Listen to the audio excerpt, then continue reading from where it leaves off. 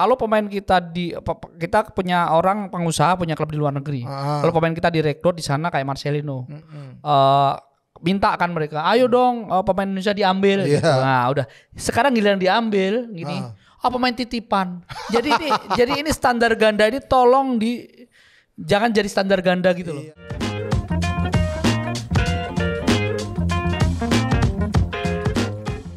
Welcome back to Discord, diskusi olahraga bareng Rais dan juga kembali bersama S2 Ernesto. Yes, ada kabar gembira. Akhirnya ya FCV Dender ya. Iya.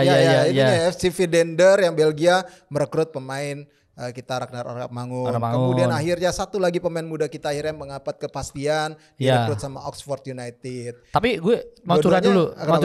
Jadi kemarin gini, ada yang ramai di X gitu. Kalau pemain kita kita punya orang pengusaha punya klub di luar negeri. Kalau pemain kita direkrut di sana kayak Marcelino. Minta kan mereka, ayo dong pemain Indonesia diambil gitu. Nah, udah. Sekarang giliran diambil gini. Pemain titipan. Jadi ini standar ganda ini tolong jangan jadi standar ganda gitu loh. Ayo berpikir positif. Sama dengan ketika kemarin gue sempat marah-marah ada satu konten kreator yang memotong wawancaranya salah satu podcast teman kita, Heri Keswanto, dipotong dengan caption STY versus Herkis. Itu kan provokatif banget. Padahal wajar dong mengkritik. Heri Keswanto itu legend sampai umur 37 tahun masih membela timnas. Dia pernah dapat emas emas perunggu di SEA Games. Dia pernah membawa tim Kramayuda ke nomor 3 Asia.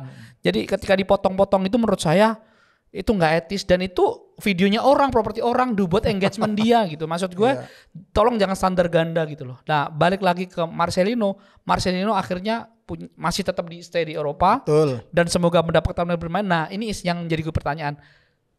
Dia kenapa bisa izinnya lolos? Kan kita kan di luar 100 besar di Inggris. Gini. Memang ada peraturan ya untuk pemain asing ya, di regulasinya. Gue mesti cek lagi nih. Gue kebetulan ada catatannya. Jadi di Appendix 3 ini soal ESC players memang ada 8 semacam reference ataupun syarat bagi seorang pemain asing untuk bisa berkiprah baik itu di Championship maupun di IPL. Yes. Nah, untuk dari 8 itu nggak mesti semuanya dipenuhi. Jadi ada salah satunya gitu. Nah, ada beberapa poin di sini, misalnya di satu poin di poin 1.1 played in at least one youth competitive international match for a national association ranking in the top 50 places in the aggregated FIFA World Ranking. Memang ada itu poin satu-satunya. Jadi top 50 lah ya. 50, itu bermain di youth kompetitif. Jadi kompetisi usia muda. Tapi di poin 112-nya ada tulisan lagi, ada syaratnya lagi. Played in at least 5 youth competitive international matches. Jadi lo bermain di 5 kompetitif internasional, pertandingan internasional usia muda itu bagi asosiasi ataupun timnas di sini ditulisnya outside the top 50 places. Jadi di luar 50. Luar 50 in the aggregate FIFA World Ranking. 50 ranking FIFA kan? Jadi di luar 50 ranking FIFA. Tapi lo bisa memenuhi 5 pertandingan usia muda kompetitif. Jadi internasional ya. Jadi Marcelino memenuhi itu. Kan kemarin di Piala Asia U23 juga. Bahkan kalau ngomong senior dia udah senior. Nah, gitu. taruh ada lagi. Ada lagi. Ini kan sabar saya. Played at least di one continental youth competition match misalnya ya, kayak kemarin misalnya mereka di U23 kualifikasi playoff lawan Guinea. Nah itu.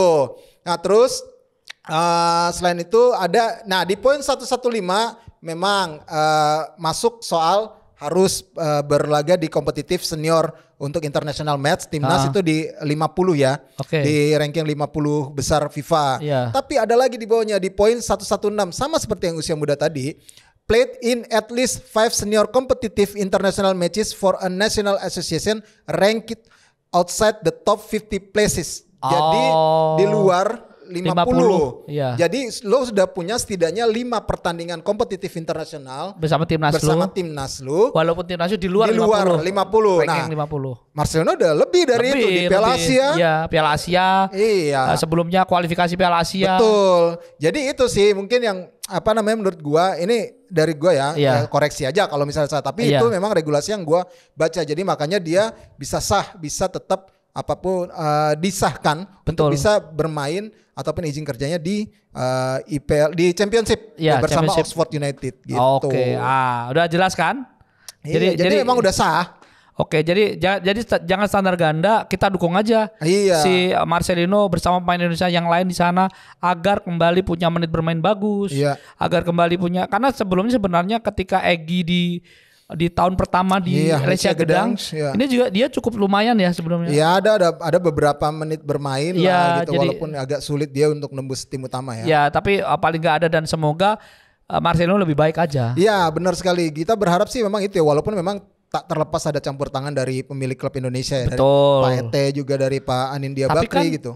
Privilege itu bersama dengan takdir. Iya benar, takdir. Iya benar. Memang itu harus dimaksimalkan dan harus dimanfaatkan. Iya. Karena ya gue kemarin sempat ngobrol sama Pak Siar, pemilik SCV Dender ya, cerita-cerita gitu. Memang Pak Erik itu menelponin, dia ngaku Pak Erik itu nelponin para pemilik klub Indonesia yang orang Indonesia, pengusaha Indonesia memiliki klub di luar negeri untuk bisa, ayo lo kalau bisa coba dong rekrut pemain-pemain potensial kita, timnas kita biar bisa lebih berkembang lagi rekrut. Nah, tapi juga Pak Erik di situ menekankan, tapi juga jangan melupakan soal kualitas dan standarnya juga lo harus sesuaikan kebutuhan tim gitu. Jadi jangan dipaksain juga gitu. Kalau emang dia nggak layak buat tim lo, ya nggak usah dipaksain gitu untuk direkrut. Jadi sesuai kebutuhan tim lo gitu. Jadi itu fair gitu. Berarti kan sekarang ya pemain-pemain yang direkrut tuh kayak Ragnar kemarin juga berdasarkan memang kualifikasi yang dibutuhkan sama tim Dender saat ini.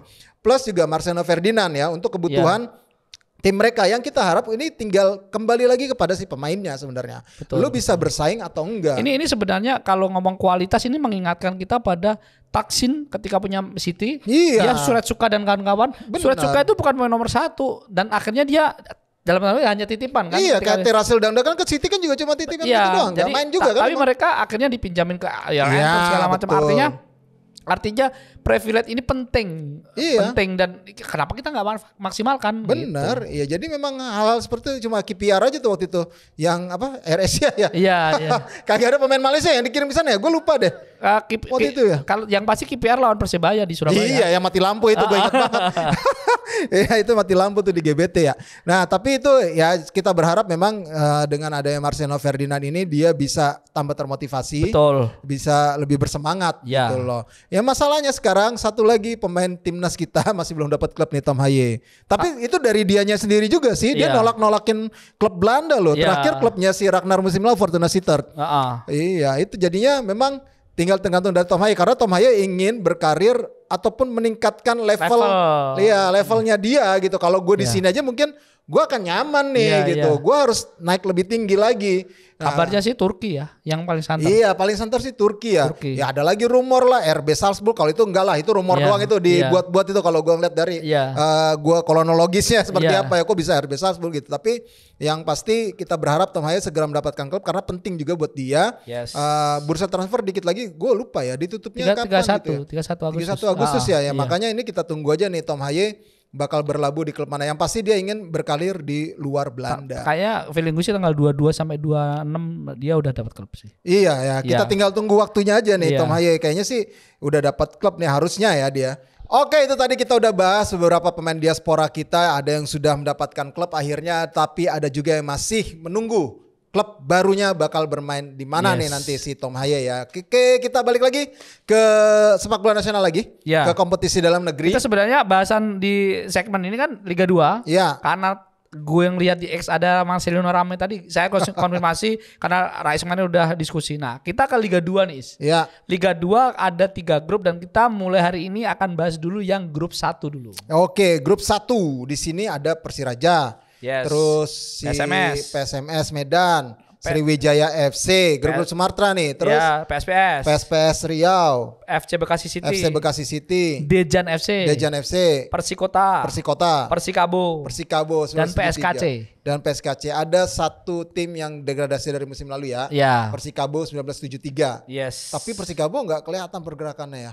Kita nanti bahas. Kita bahas dulu dari yang ujung dulu. Persiraja nih. Yes. Persiraja ini dengan coach Tony Ho-nya ya ada 3 pemain asing termasuk ada Mitter ya yang akhirnya direkrut ya. Ya balik pulang ya setelah 2020 dia main 3 bagus. Betul. Terus pandemi bermelanglang buana ke Persebaya ke Persita segala macam, akhirnya balik lagi ke Aceh. Dan ini orang Inggris yang dicintai Aceh kayaknya sih, ada karena mainnya bagus. Cuma saya kok agak-agak ini Tony Ho ini beberapa musim terakhir biasa-biasa aja. Kemarin waktu Persipura juga tidak tuntas gitu. Nah ini apakah cocok dengan Persiraja? Karena Persiraja itu justru kalau ditangani pelatih dalam tanda kutip nggak terkenal, itu justru bagus. Sama Zulkifli terakhir yang bisa sampai semifinalis perebutan 3/4 kan. Sama Zulkifli itu basically-nya Liga Top Skor, pelatih yang mau belajar gitu. Nah saya tidak mengecilkan arti Tony Ho ya, dia juga A-Pro sekarang kan. Betul. Cuma kecocokannya cocok dengan Persiraja itu aja sih sebenarnya. Yang penting kan dia juga membentuk tim ini dari awal sih. Harusnya sudah bisa disesuaikan dengan kemauannya dia sebagai seorang pelatih ya, taktikal seperti apa. Persiapannya juga lumayan panjang, lama juga untuk Persiraja. Jadi memang ya kita tunggu aja nih kiprahnya Persiraja apakah bisa seperti musim lalu paling tidak sampai ke semifinal, karena targetnya juga ya bisa promosi lagi ke Liga 1 ya. Yang pasti ada asisten pelatih yang tahu banget Persiraja yaitu Akhyar Ilyas. Iya betul. Dia kembali dari Borneo dan pegang tim lagi sebagai tangan kanannya Tony Ho. Akhyar Ilyas ini salah satu mantan pemain Persiraja yang cukup lama ya di Persiraja. Betul banget. Dan kita beralih ke tetangganya Persiraja, ada PSMS Medan dengan Coach Neil Maijar yang merencanakan ataupun sudah ada di Malaysia sih sekarang. Semalam gue kontak-kontakan sama Coach Neil. Jadi memang ada beberapa target yang memang pengen dicapai ya dari tur Malaysia ini. Alasannya kenapa di Malaysia juga pertama adalah karena dekat jaraknya dengan Medan. Kemudian di situ juga dia bisa menghadirkan ataupun melawan tim-tim yang juga levelnya juga bagus ya. Ada tim yang kasta atas juga ada tim yang memang di kasta keduanya yang si Putrajaya itu ya. Yang pertama Putrajaya Atletik, terus nanti lawan berikutnya PDRM, lawan berikutnya tim Liga Super Negeri 9. Iya, Negeri 9 dua kali. Negeri 9 2 kali. Terus abis Negeri 9 terakhir itu tim amatir A ya. Kan di sana kan Liga Super terus amatir A.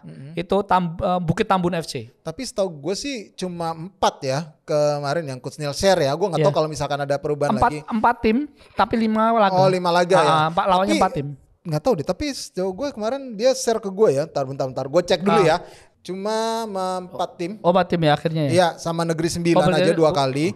Ya jadi memang tanggal 20 itu lawan Putrajaya. Terus tanggal 23 lawan PDRM. Terus tanggal 25 itu lawan Negeri 9, tanggal 26 lawan Negeri 9. Yang pertandingan pertama Putrajaya Atletik itu mereka menang 6-1. Ya, betul. Lawan Putrajaya Atletik mereka menang 6-1 dan memang targetnya adalah di sini Coach Neil ingin mendapatkan kerangka tim yang memang untuk Liga 2 nanti gitu. Di sini dia akan mencoba formasi, menemukan komposisi baku untuk timnya menghadapi Liga 2. Dia juga berujar ataupun ngasih tahu ke gue juga ya kemungkinan kalaupun ada tambahan pemain ataupun evaluasi mungkin ada tambahan dikit-dikit lagi lah gitu kata dia. Yang pasti Coach Neil di awal dia mengembalikan gaya rap-rapnya Medan itu kembali seperti dulu, dan salah satu yang direkrut selain Legimin Raharjo di asisten, ada asisten manajer Saktiawan Sinaga. Yang jadi asisten manajer. Iya, itu tadi kita doakan semoga memang lancar di sana PSMS Medan, dan kita berharap juga PSMS Medan ini kan salah satu klub besar ya. Mereka bisa kembali lagi ke kasta teratas sih. Dan punya stadion baru, stadion utama Sumut. Oh iya yang buat gara-gara PON ya. Iya, dan stadion Teladan juga direnov. Itu di mananya Medan ya? Wah, kurang tahu tuh stadion. Nanti teman-teman bisa browsing di mana. Tapi yang terpenting adalah ketika pembangunan stadion itu lu bisa ngerawat, terus lu memang bisa memfasilitasi klub-klub yang memang di sana. Salah satunya PSMS Medan. Jangan sampai malah nanti lu untuk klubnya itu sendiri mahal, apa biaya apapun betul. Itu akan jadi mahal. Atau seperti Persib Bandung, Perseka Tegal dan Bali United yang mengambil hak kelola stadion. Hak kelola stadion. Nah, dalam berapa tahun? 10 tahun gitu. Nah, itu yang dilakukan. Termasuk Persita juga 10 tahun. Arena. Bahkan lingkungan itu yang membangun Persita, yang nyari duit Persita untuk basket lah apa. Jadi nanti mereka akan menjual hak itu dan kalau Persita konsepnya misalnya 1 tahun pendapatan Indomie Arena itu 500 juta, dia tutup 1 bulan. Selanjutnya dia cari sendiri. Nah itu mereka bisa puterin itu. Oke, nah itu kita berharap tuh ada kerjasama yang baik ya antara pemerintah daerah dengan klub-klub profesional yang ada di sana. Jadi memang yang potensial siapa, ya udah coba aja ambil alih di stadion itu. Contohnya misalnya Stadion Utama Sumut ini PSMS Medan. Jadi nggak teladan lagi. Mungkin nanti akhirnya teladan ini akan digunakan untuk yang laga-laga ataupun sebagai tempat latihan mereka, ya, kayak gitu-gitulah. Gitu. Kita berharap ya makin banyak stadion bagus, makin juga membuat klub-klub kita semakin bagus gitu. Oke, kita lanjut lagi geser lagi ke arah PSPS nih, ke arah Riau. Ada PSPS yang yang memang persiapannya lama di Jakarta bersama Coach Aji Santoso. Sriwijaya FC juga ada investor baru memang. Tahu ada Coach Jafri Sastra ini juga. Mereka sedang mencoba membangkitkan lagi Sriwijaya FC. Yang pasti Pekanbaru cukup serius persiapannya dengan nama baru lagi mereka jadi PSPS Pekanbaru sekarang. Riaunya dilangin. Aji Santoso kita tahu pelatih yang kawakan dan ada Maman Abdurrahman masih melanjutkan masa bakti bermainnya. Terus dia punya 3 pemain asing yang langsung dikontrak cukup lama udah menyatu. Jangan Sriwijaya mereka tetap mempertahankan 1 pemain asing yang mereka dari Mongolia, lalu mereka dapatkan 1 pemain dari Curaçao, terus mereka juga secara kondisi tim klub kan musim lalu kan sempat bermasalah gaji segala macam. Investor baru ini katanya menjamin itu akan lancar. Itu yang sebenarnya penting dari klub Indonesia. Iya benar. Ya kita berharap juga dana itu nggak cuma dari si investornya aja sih, tapi klub itu bisa mencari sponsor dan penonton juga memadati Stadion Jakabaring. Iya, jadi itu kan bisa mensupport mensupport si klubnya itu gitu loh. Jadi supporter itu bisa beri dukungan langsung ke klubnya gitu loh, dengan memenuhi setiap pertandingan dari Sriwijaya FC ya.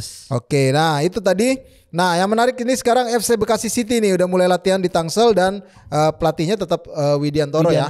Oke, sama juga Dejan FC ini juga udah lumayan lama persiapan nih setahu gua nih. Dejan FC siapa sih Via Escobar ya? Via Escobar, Nabil Asura ke situ. Nabil Asura juga di situ. Yang pasti kalau FC Bekasi City latihan di lapangan Harin di Pondok Cabe, tapi belum tahu pemainnya seperti apa.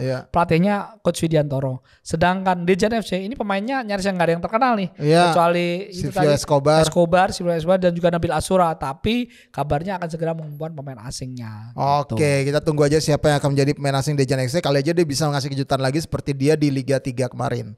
Ini tim promosi dari Liga 3 ya. Tim Tarkam nih.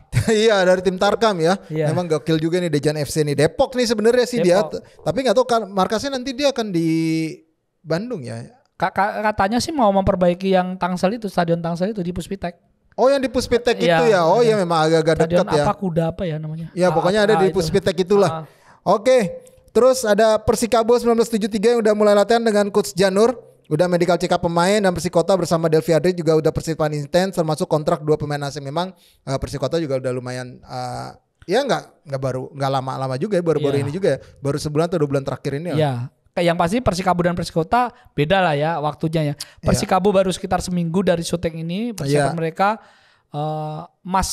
PP Blangkon sudah berinteraksi lagi dengan kita semua, berarti timnya udah ada persiapan, ada Coach Janur dan mereka sudah medical check up. Sedangkan Persikota sendiri sudah uji coba, tetapi dia tidak keluar kota, hanya sekitaran Tangerang aja. Iya, betul. Dan yang pasti mereka salah satu yang direkrut ada striker Persebaya musim lalu, Paulo Henrique. Oh iya, Paulo Henrique. Pedro Henrique. Pedro Henrique. Iya, itu Timor Leste ya.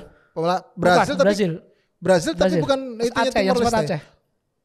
Ada itu Pak yang itu masih Paulo Henrique. Ini Pedro Henrique. Iya. Nah, itu sempat ke Aceh dan sebenarnya ini sempat mau ke Gresik. Tapi ternyata dealnya sama Persikota. Oke, kita tunggu aja nih nanti gebrakan dari Persikota apakah bisa dia bayi ajaib ini bangkit lagi. Nah, ini juga PSKC Cimahi pindah ke Palembang. dengan kekuatan dari para pemain Dewa United di Liga 2. Jadi itu kopiannya Dewa United 2 tahun yang lalu. Ada Gufron, ada Suhandi, Budi Ariza, pelatihnya Kasar tadi. Sampai asistennya itu yang dulu gitu. Termasuk kalau nggak salah Om Erik Ibrahim, pelatih kiper juga datang juga. Jadi PSKC ini kayak Dewa United 2 tahun yang lalu sebenarnya. Yang saat promosi ya. Saat promosi gitu. Dan yang menarik PSKC ini kan sebenarnya tidak bermain di Bandung. Tapi bermain di Palembang. Oh iya, kenapa ya pindah ke Palembang? Nah ini katanya sih Stadion Sangkuriang sedang direnov segala macam. Tapi kan Bandung banyak stadion ya. Ada Siliwangi, ada musim lalu aja di Siliwangi gitu. Ini sampai sekarang belum ada keterangan resmi kenapa mereka pindah ke Sriwijaya dan Palembang dan memastikan di sana. Ini belum ada kabar. Tapi mereka sedang tur ke Boyolali. Oke, ke Jawa Tengah. Ke Jawa Tengah. Iya itu menarik juga nih. Cimahi kenapa nggak main di Jawa Barat? Ya banyak ya, bener juga sih. Mereka bisa di Karawang juga kalau mau. Benar. Tapi agak jauh sih kalau Karawang ya. Dekat-dekat Cimahi itulah. Iya, Stadion Siliwangi jarak Harupat kalau mau pakai. Iya, Siliwangi sih yang pasti pilihan Siliwangi karena musimnya Siliwangi. Oke. Atau mereka takut sama Persika Subang. Masa iya. Oke, itu tadi pembahasan kita tentang Liga 2 kita sudah bahas terkait dengan di grup 1. Nanti kita akan coba runut lagi untuk di grup 2 dan juga di grup 3. Yes. Jadi kita berharap Liga 2 ini belum tahu juga gua kapan kick off. Sekitar tanggal 3 atau tanggal 7. 3 atau 7 atau September. Iya, 3-7 September ya. Iya, 3 atau 7 September. Oh, bukannya belasan ya? Enggak, lebih awal katanya. Oh, lebih awal ya, katanya. Semoga itu bener gitu. Iya benar. Kita berharap itu memang segera cepat lah Liga 2 karena ini klub-klub juga udah antusias banget pastinya. Betul. Liga 2 ini bakal seru sih kalau menurut gua. Oke, dengan demikian sudah dulu untuk episode kali ini. Jangan lupa kembali untuk follow sosial media dari Skor Indonesia baik itu di X, Instagram, kemudian Facebook, kemudian di TikTok. Jangan lupa juga untuk di-subscribe YouTube kita. Kita ada di mana lagi? Ada di Noise, dan kalau pengen tahu perkembangan pemain Indonesia diaspora terutama ada di skor.id. Setiap awal pekannya ada rapor pemain Indonesia di luar negeri, di Eropa maupun di Asia. Tunggu saja. Oke, dengan demikian gue Resetan. Resto. Sampai jumpa lagi.